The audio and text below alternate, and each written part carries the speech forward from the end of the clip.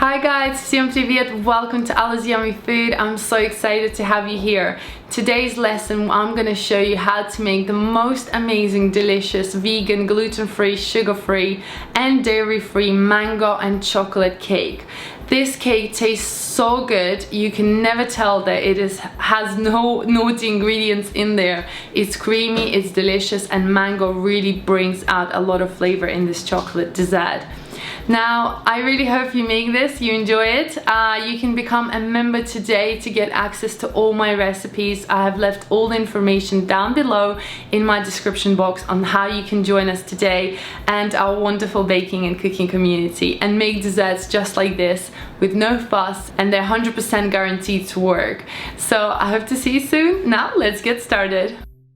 In a food processor, add ground almonds, dates, I have soaked mine for 30 minutes, cocoa powder and a little bit of water. Place it onto your food processor stand and blitz a few times until you get nice soft mixture. You don't need to blitz for too long.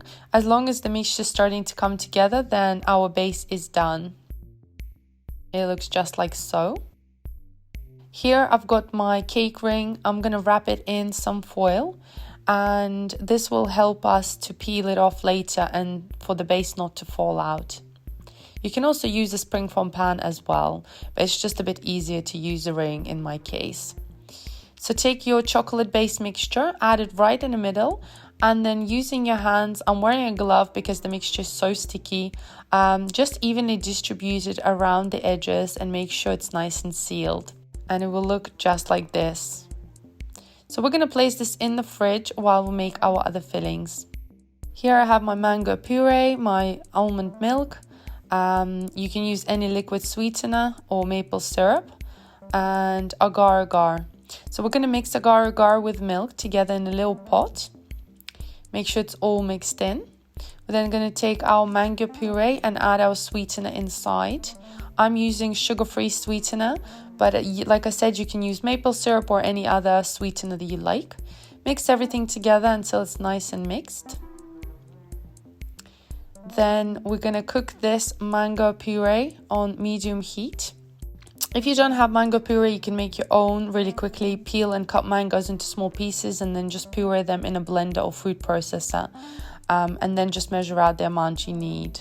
Once the mango puree starts to boil, we're going to add milk with agar-agar liquid and keep mixing on medium heat for further 2 to 3 minutes. You do want to set a timer and cook the mixture. It will bubble a lot and that's completely normal. So just keep mixing it. We want to activate our agar-agar. Once it's cooked, you want to add mango puree into the cake ring on top of your chocolate layer and then place it into the fridge to set for a few hours. Over here, I've got some dark chocolate and coconut whipped cream. You have to use a whipping cream. No other cream will work. Here you can see coconut milk and whipping cream. The whipping cream has a lot more fat and will create a much sort of nicer, smoother consistency like a ganache, whereas coconut oil has less fat, which will not work for this recipe. And as you can see, the coconut milk is very, very liquid, whereas coconut whipping cream is much thicker and exactly what we're going to need for this recipe. So what we're going to do, we're going to warm up, melt our chocolate and then warm up our coconut cream as well. Then we're going to combine both mixtures together and mix it basically until you get nice smooth ganache. You can add pretty much all of it straight away, and you will see it will start to come together.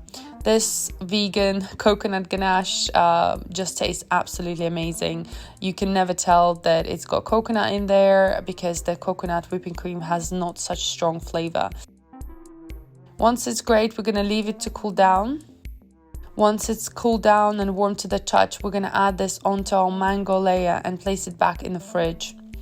And it should set in a few hours or so. You can shake it a little bit to make sure it's evenly distributed and then place it back into your fridge.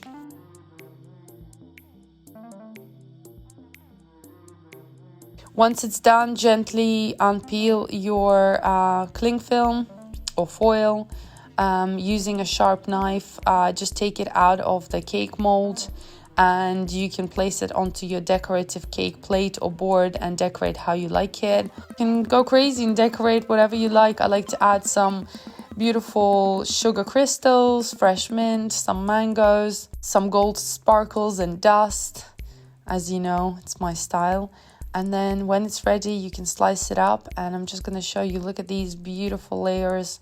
The cake looks amazing. It is so tasty, absolutely delicious. You have very nice and creamy chocolate ganache on top with rich mango confit, and then chewy chocolate base. Absolutely 10 out of 10. I hope you make this and enjoy.